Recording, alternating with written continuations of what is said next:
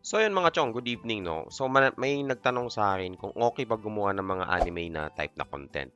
In a nutshell, yes, pwedeng-pwede mga chong. Pero pag-usapan natin specifically yung mga ganitong klaseng content mga chong no. Madami yan dito. Ayan no, meron tayong mga anime recaps. Ayan, madami ito Tagalog to na anime recap mga paps. At isa ako sa mga taong nanonood ng ganito mga chong no. Mga recaps, mapa-movie man yan or anime recaps.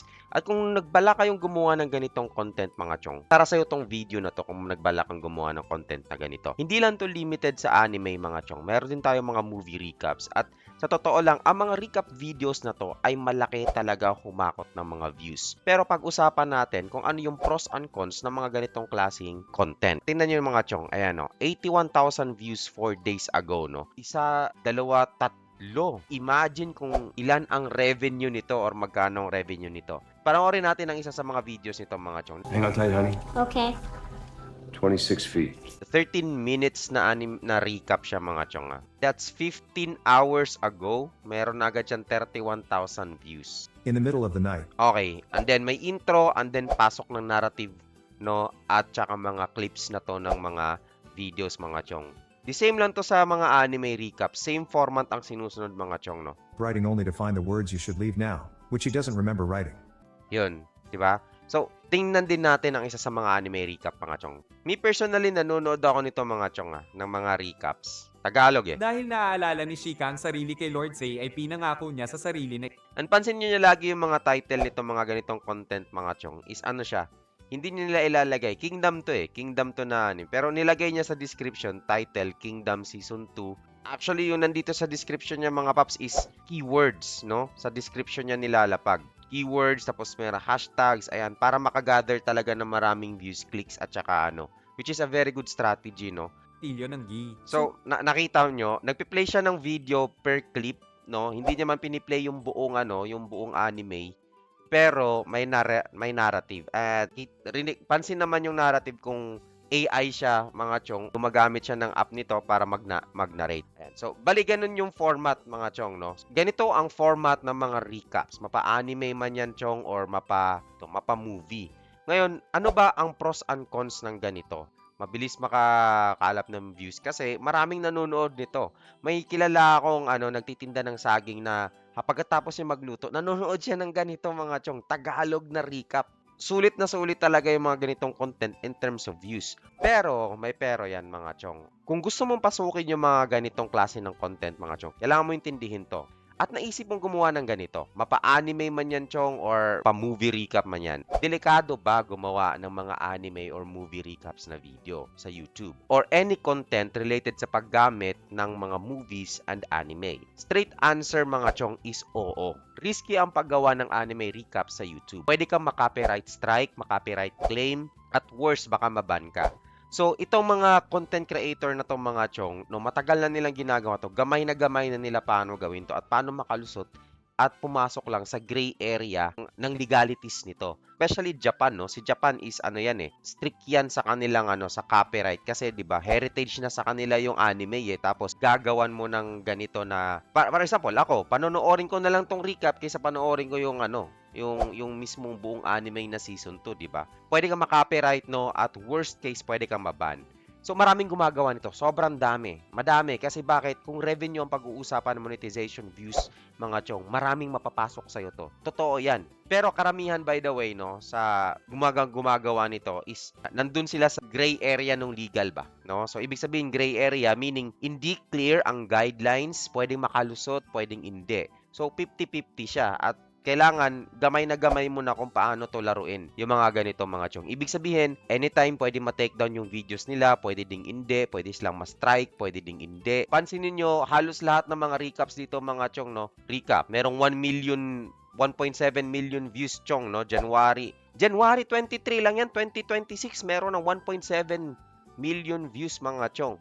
So, meron siyang details dito, no, na nagde-describe kung ano yung kwento. Tapos, nandito yung mga mga hashtags niya, mga chong, no. At nandito yung mga keywords. Keywords to mga chong. Ayan. So, meron siyang 1.7 million views, mga chong. Imaginein mo, 62.6 subscribers lang meron siya, chong. Pero, 1.7 million views.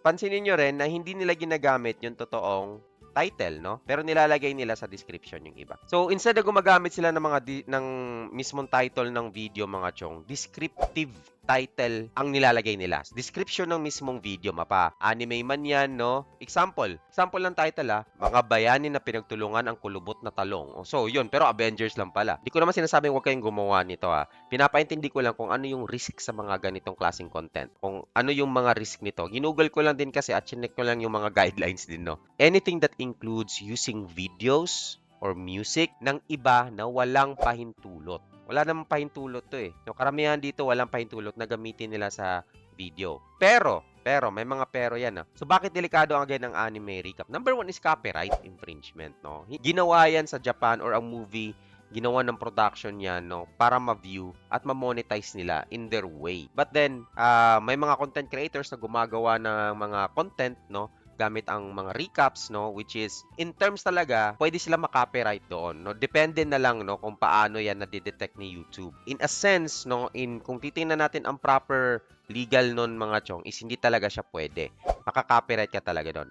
Kapag gumamit ka ng footage, audio, or music mula sa anime or movies, no, nang walang permiso, technically copyright infringement yon. Okay? Kaya kung napapansin mo, narrative yung ginagawa nila, hindi yung mismong audio ng anime. Nagpi-play lang yung footage pero ninanarrate, no, at iba yung background music. Hindi yung mismong music ng game or nung movie or nung anime. Pati yung sound effects wala na rin. Tinanggal na nila. Footage lang talaga, no? Yung mismong video lang. The thing lang is, walang clear kasi sa fair use Ang fair use kasi is, walang ganun sa Japan. Walang fair use daw sa Japan, pero sa US meron. So, sa US kasi may tinatawag silang fair use. Pwede mong gamitin ang isang copyrighted material, mapa-movie man yan, or, let's say, anime, no? Basta, ang ginagawa mo is transformative or may commentary. Ibig sabihin, no, hindi mo piniplay yung mga videos nang wala kang input, no? Wala kang commentary. In this case, parang nangyari ang commentary na part sa mga ganito, mga chong, is yung narrative na. Yung ninanarrate nila o parang kinukwento nila anong nangyari, hindi talaga yung kung ano yung sinasabi ng character, pero parang kinukwento na lang nila ba. Ganun naman yung nangyayari sa mga ganitong klaseng contents, mga chong. Ayun, may mga nakakalusot, nalulusutan ng iba. So, I'm not sure kung paano, but ayun, yun yung ginagawa nila hanggang ngayon, no? So, ibig sabihin, baka pwede. Basta alamin mo lang kung paano discarden. So, ibig sabihin, mas mataas ang chance na ma-take down ang channel mo. Okay? In terms of ano ang sakop ng considered fair use, di ko talaga alam, chong, no? Kailangan yung alamin yon at pag-eksperimentuhan. Pwede kayo gumawa ng channel, then i-test nyo, oo, nakakalusot ka. Siguro ngayon, hindi ka pa monetize, makakalusot ka. But once na ma-monetize ka na, chong, baka marami ka na magiging strike, no? Isa sa mga reason kung bakit ayaw or hindi to pwede, mga chong, or kumbaga hindi siya legal. So, kung ang recap mo ay parang kapalit na ng panonood ng actual anime o movie, halimbawa, nakuha ng isang viewer ang buong kwento galing sa video mo as a recap, no? Hindi na yan considered transformative, no? Pwede na nilang i-consider yan as copyright infringement. And I don't know the grounds sa mga considered transformative, versus pasok sa copyright na. Mayroon din si YouTube na na automated detection, yung content ID, no? Kaya pag nag-a-upload ka, nag-i-scanning na yon yung checking, no? Kapag nakapasa ka sa checking, mukhang okay ka na. So, paano ba natin iwasan yung risk, no? Or bawasan yung risk sa mga ganito kung gusto mo gumawa ng mga ganitong mga contents, mga chong, no? Ang masasuggest lang natin dyan, no, is maglagay ng heavy commentary. So, I think itong narration is part na ng pagiging heavy commentary. But hindi ko talaga alam. To be honest, hindi ko alam kung paano nila na heavy commentary na yan or hindi. Again, 50-50 tong mga ganitong content. At kudos sa mga gumagawa nito na nakakalusot. Kung susundan natin ang proper guidelines talaga, no, to minimize the risk, no. Hindi sapat magkuha ka lang ng mga footage tapos lagyan mo ng narrative, no, kasi pwede ka pa ring tamaan ng copyright noon. So, maglagay ka ng heavy commentary. Dapat transformative, no. Dapat parang even though gumagamit ka ng videos ng iba, ginawa mong sayo yung content in a sense na nag-add ka ng value doon sa ginagawa mo nang hindi mo lang piniplay yung video ng iba, anime ng iba, movie ng iba, para mapanood nila. Hindi lang narration, no? Mag-analyze ka ng mismong video. I-analyze mo, magbigay ka ng insight, personal opinion, mga critic, mga ganon, no? Yun yung sabi nung parang guidelines nila, no? Pangalawa naman, para ma-minimize ang risk, gumamit lang ng maikling clip. For example, itong Gachakuta. Panoorin natin itong Gachakuta, Chong, Okay, so tingnan natin yung Gachakuta na galing kay Anirol, no? Bilangin nyo kung kada ilang seconds siya nagsiswitch ng camera, mula sa start. 1, 2, 1, 2, 1, 2, 1, 2, 1, 2, 1, 2, 1, 2, 3, 1, 2, 3, 1, 2, 1, 2, 1, 2, 3, 1, 2. Bakit na ako nagbibilang? Baka, anong gagawin ito? Nagbibilang to. Bilangin nyo kung ilang segundo bago siya mag-switch ng nung camera or nung clip. So, ibig sabihin, maiksi-iksi lang yung gagawin nyo. At most siguro 5 seconds lang ang pwede mong gawin. Na lumagpas ng 5 seconds at ma-detect niya na, uy, ito sa to na anime mapa-flag ka na nun. So, ganun yung mga diskarte nila. So, yun nga, gumamit ka lang ng maikling clip, mababa ang chance na ma-flag ka. Sabi nila, 5 seconds to less. Kaya ako nagbibilang kanina na 1, 2, 1, 2 lang. So, parang 2 seconds, 3 seconds lang ang ginagamit ng clip dito ni Anirol. Basta less than 5 seconds, Paps, nagsiswitch sila.